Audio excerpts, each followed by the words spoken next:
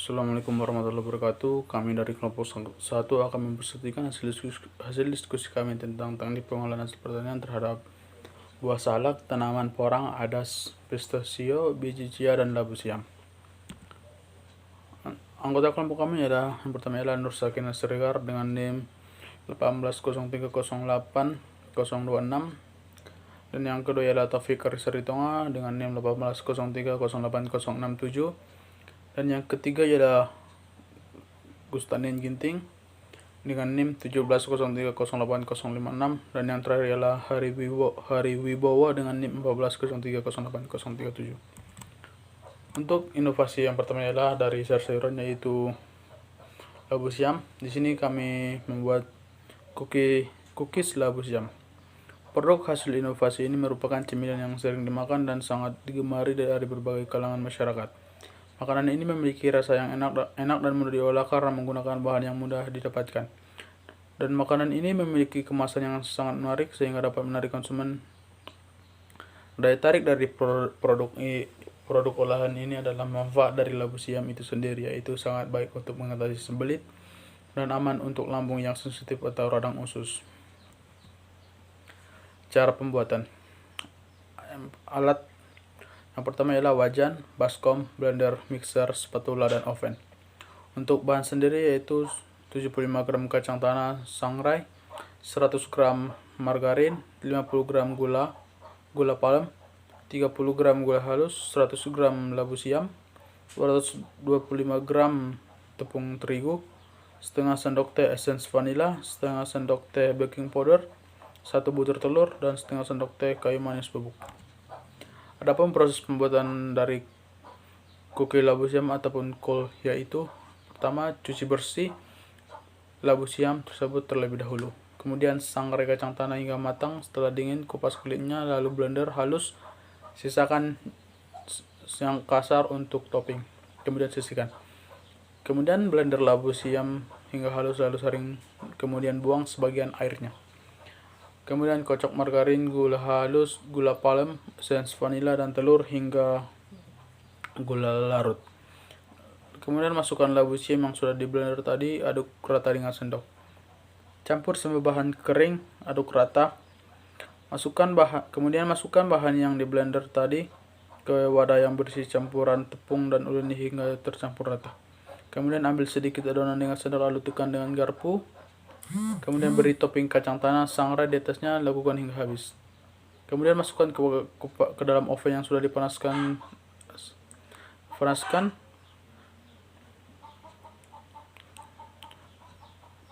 hingga matang. Setelah dingin, taruh dalam toples kedap udara. Analisis SWOT-nya yaitu untuk strength memiliki rasa yang enak dan gizi yang tinggi, memiliki kemasan yang lebih menarik, baik bagi kesehatan pencernaan. Untuk weakness sendiri, produk masih terbilang baru sehingga membutuhkan waktu untuk melakukan promosi. Untuk opportunity-nya itu produk yang unik, dan yang pertama ialah produk yang unik, yang kedua konsumen selalu tertarik terhadap makanan ataupun produk yang unik. Untuk trade sendiri yaitu pesaing yang memiliki bisnis yang sama dan harga bahan yang meningkat. Baik, di sini saya akan melanjutkan presentasi olahan buah. Sirup buah salak atau sibala. Salah satu cara yang dapat dilakukan agar nilai tambah suatu komoditi pertanian meningkatkan adalah dengan menggantikan pertanian dengan industri atau pengolahan atau jasa di bidang pertanian. Di Indonesia ada banyak jenis komoditas pertanian yang dapat diolah lebih lanjut menjadi produk yang bermutu serta bernilai tinggi. Salah satunya adalah salak. Salak merupakan salah satu tanaman buah yang disukai dan mempunyai prospek baik untuk diusahakan. Salak merupakan buah tropik asli Indonesia yang banyak tersebar di seluruh kepulauan Nusantara. Salah satu jenis buah yang dapat diolah menjadi produk pangan adalah salak. Salak merupakan salah satu produk hortikultura yang umumnya bersifat musiman, mudah rusak, dan umur simpanannya relatif pendek. Salak segar mudah sekali mengalami kerusakan karena faktor mekanis. fisiologis, dan mikrobiologis yang disebabkan karena salak memiliki kadar air 78% dengan kandungan karbohidrat 20,9%. Pada saat panen, produksi buah salak sangat melimpah, namun tidak sebanding dengan tingkat konsumsinya, sehingga untuk mencegah kerusakan buah salak yang jumlahnya sangat melimpah, perlu dilakukan pengolahan buah untuk memperpanjang umur simpan dan pengembangan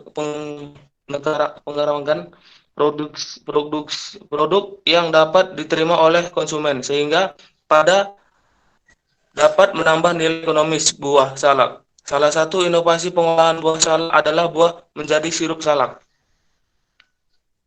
Cara pembuatan: kompor, panci, baskom, timbangan, blender, pengaduk, penyaring, corong, ember, gelas ukur, botol penumpang prot untuk kapasitas 500 ml sebagai ayakan 50 buah, alat sterilisis, tutup botol 50 buah, labeling, 2 biji, tabung bahan: buah salak 100 kg, aquades 200 liter, suskros 10 kg, asam sitrat setengah kilo, sodium benzoat 1 kg.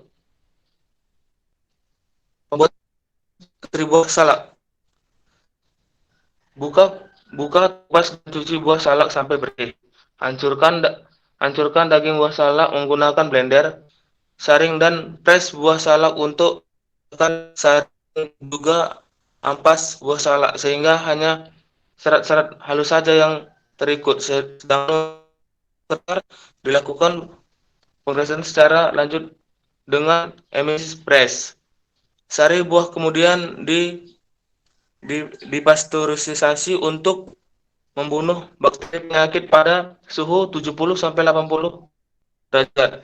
Pada proses ini, sari buah juga ditambah gula dan asam sirat untuk penambah rasa dan benzoat sebagai pengawet. Sari buah yang sudah masak ini kemudian di evaporator, lalu tambahkan CFC. Setelah dikentalkan, untuk diukur nilai kandungan gizi. Barulah setelah itu dipasteurisasi pada kondisi suhu 70-80 derajat. Analisis SWOT strength: 1. Menggunakan bahan lokal. 2. Penampilan dan rasanya menarik. 3. Harga terjangkau. Wix. Produksi yang lama. 2. Jumlah produksi sedikit. Opportunity: market yang luas, penggunaan sosial media, trends, pesaing bisnis, harga bahan tidak stabil. Donat tepung porang. Ilis-ilis adalah salah satu jenis tanaman dari marga amprol halus yang termasuk ke dalam suku talasan. Tanaman tersebut hanya terdapat di daerah tropis dan subtropis. Di Indonesia, tanaman ini belum banyak dibudidayakan dan hanya tumbuh secara liar di hutan. Di bawah rumpun bambu sepanjang tepi sungai dan di lereng-lereng gunung. Manfaatannya baik untuk industri pangan maupun industri non-pangan masih sangat sedikit. Umbi porang mengandung kadar glukomanan yang cukup tinggi dan sangat berguna bagi industri pangan, non-pangan maupun kesehatan. Masalah utama dalam pengembangan tepung porang yaitu adalah kalsium oksalat yang menyebabkan rasa gatal, iritasi, dan gangguan kesehatan.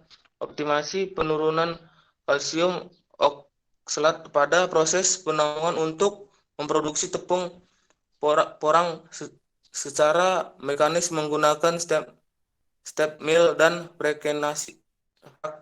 fraksinasi blower. Alat: kompor, wajan, serong, mixer, loyang, pisau, ember, panci, tempat untuk donat, timbangan, pengaduk, hasil biji tabung. Bahan: nifrong 10 kilo, porang 10 kilo, garam 1 kilo, kapur negen 1 kilo, 1 kilo, gula pasir 1 kilo, 5 butir telur ayam, 75 gram mentega, setengah kilo minyak goreng, atau setengah kilo sendok susu bubuk, setengah kilo gelas air dingin, setengah kilo seren ragi instan, 6 gram atau pire mipan, 1 sendok baking powder, 1 sendok garam, 1 sendok vanila bubuk, topping berupa meses keju atau coklat. Pembuatan tepung porang. Porang dikupas dengan ukuran 3-4 inci, kemudian iris. Umbi porang dicuci dengan air mengalir serta ditiriskan. Potong porang bagian tengah, ditusuk garpu, kemudian direndam dalam air yang telah ditambah dengan garam gosrok 300 gram. Direndam selama 3 atau 4 hari dengan penggantian air setiap hari. Saat perendaman porang juga diluluri kapur nejet 500 gram. Setelah proses perendaman selesai, maka porang dicuci dengan air mengalir. Setelah porang dicuci, maka porang kembali direndam dengan air garam sedikit 100 gram, serta porang diluluri dengan abu 500 gram dan direndam selama 2-3 hari. Setelah proses perendaman, porang dicuci dengan air mengalir hingga bersih, kemudian dijemur selama 3 atau 4 hari. Porang yang telah kering dimasukkan dalam disken mill, mesin penepung. Setelah keluar dari disken mill, tepung porang dihaluskan menggunakan ball mill, mesin penepung. Tepung porang difraksinasi pemisahan senyawa berdasarkan berat jenis. Pada tahap ini, kalsium oksalat dan zat pengotor yang lain akan dibuang dengan cara dihembuskan. Kemudian dilakukan pencucian dengan etanol. Proses ini bertujuan meminimalisir kandungan kalsium oksalat, zat yang dapat menyebabkan gatal pada kulit dan mengendap di ginjal serta merusak hati, dan zat-zat pengotor pada tepung porang, sehingga yang tersisa sebagai besar adalah glukosamina. Didapatkan tepung porang murni. Cara membuat purple: campurkan tepung porang, ragi instan, gula pasir, dan susu bubuk, aduk rata. Masukkan telur dan air sedikit demi sedikit sambil diuleni hingga kalis. Tambah margarin dan garam, uleni sampai elastis. Diamkan 15 menit. Kempiskan adonan, timbang masing-masing 15 gram. Bulatkan dan diamkan 15 menit. Pipi adonan dan lubang tengah, diamkan 30 menit sampai mengembang di loyang yang ditabur tepung. Panaskan minyak goreng donat hingga matang kuning kemasan. Jika sudah dingin, silahkan taburi dengan topping. Donat tepung porang siap untuk dihidangkan. Analisis SWOT: memiliki kualitas dan rasa yang baik, higienis, dapat menghilangkan sifat toksik dari tanaman porang. Weeks: proses yang panjang, tidak dapat memproduksi dengan jumlah yang banyak. Opportunity: penggunaan dari sosial media, yang luas, trades pembisnis lain, dan harga bahan. Baiklah, untuk judul selanjutnya yaitu minyak atsiri adas. Di Indonesia, tanaman adas telah dibudidayakan sebagai tanaman bumbu dan juga tanaman obat. Adas menghasilkan minyak yang merupakan hasil sulingan dari serbuk buah adas yang masak dan kering. Sedangkan untuk daun adas, kebanyakan dimasak untuk dijadikan sayur. Minyak atsiri yang terkandung dalam biji adas merupakan salah satu senyawa aktif bahan dasar pembuatan obat. Di samping itu, minyak atsiri adas juga dapat dijadikan sebagai bahan industri minyak telon. Aroma wangi yang dihasilkan digunakan sebagai bahan yang memperbaiki rasa, mengharumkan ramuan obat dan juga makanan. Adas merupakan tanaman tahunan herbal. Adas banyak tumbuh di dataran tinggi, baik dibudidayakan maupun tumbuh liar, atau hanya ditanam di pinggiran ataupun bedengan sebagai tanaman pelengkap dengan tidak memerlukan pemeliharaan yang intensif. Karena mempunyai daya adaptasi yang cukup baik, adas mengandung minyak atsiri sekitar 6%. Minyak atsiri mengandung bahan utama anetol, limonene, dan bahan lainnya seperti estragol, saprol, dan alpha-piene, campiene, beta-piene, dan juga beta-mikren. Untuk cara pembuatannya yaitu alat yang diperlukan pertama itu terpal plastik, yang kedua kain saring, water and steam distillation, wadah penampung, botol penampung, alat sterilisasi, tutup botol, dan juga labeling. Untuk bahannya sendiri yaitu biji adas yang terletak dekat dengan bagian tengah payung bunganya, yang memiliki kandungan minyak atsiri paling besar dan memiliki aroma lebih tajam dibanding dengan biji dari bagian lainnya. Untuk tahap produksi minyak atsiri adas yaitu adas dikeringkan di bawah sinar matahari. Yang kedua, masukkan air terlebih dahulu hingga batas yang diinginkan. Pada water and steam distillation, air dimasukkan hingga mendekati batas sarang. Selanjutnya, masukkan bahan ke dalam katal suling. Oleh sebab ukuran biji yang kecil, sarang perlu dialasi dengan kain agar biji tidak banyak lolos ke bagian keter. Sebelum proses penyulingan dimulai, pastikan bahwa semua sambungan lubang inlet maupun outlet telah tertutup rapat. Setelah semua instalasi dipastikan aman dan bekerja dengan baik, nyalakan api hingga suhu dan tekanan mencapai ukuran yang diinginkan. Setelah air mendidih, minyak sudah dapat terlihat pada tabung pemisah. Minyak yang keluar segera ditampung dalam wadah penampung dengan membuka keran pada tabung pemisah.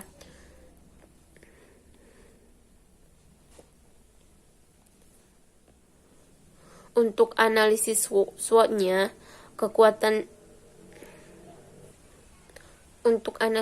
analisis SWOT-nya, strike-nya itu kemasan yang menarik, harga lebih terjangkau, dan juga kualitas yang terjamin. Untuk weakness-nya, jumlah produk yang dihasilkan sedikit, kesulitan dalam produksi.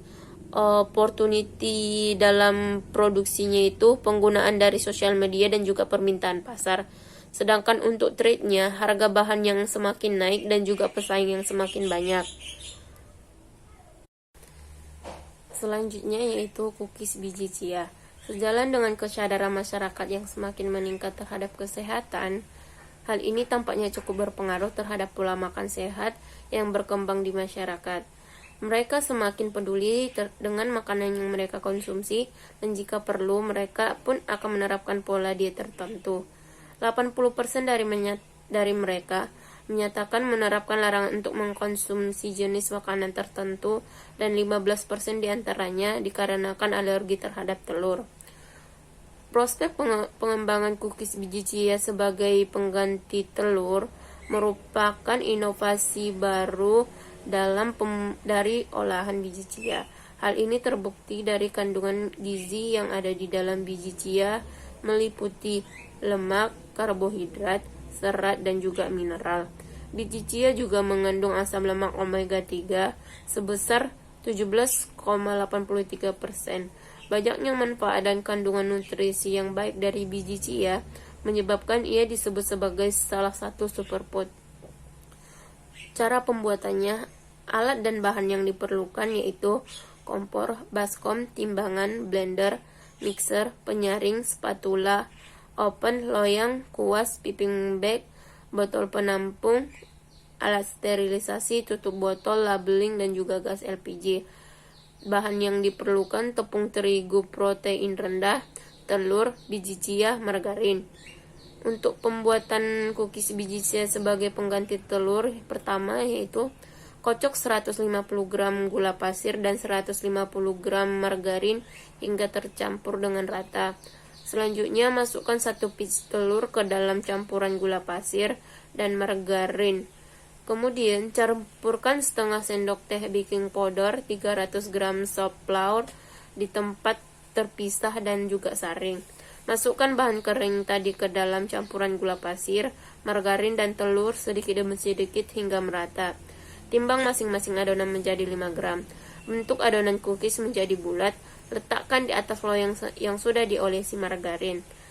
Kemudian tekan bagian tengah adonan dengan ibu jari dan juga tambahkan 100 gram selai stroberi dan juga biji chia pada bagian cookies yang sudah ditekan dengan ibu jari.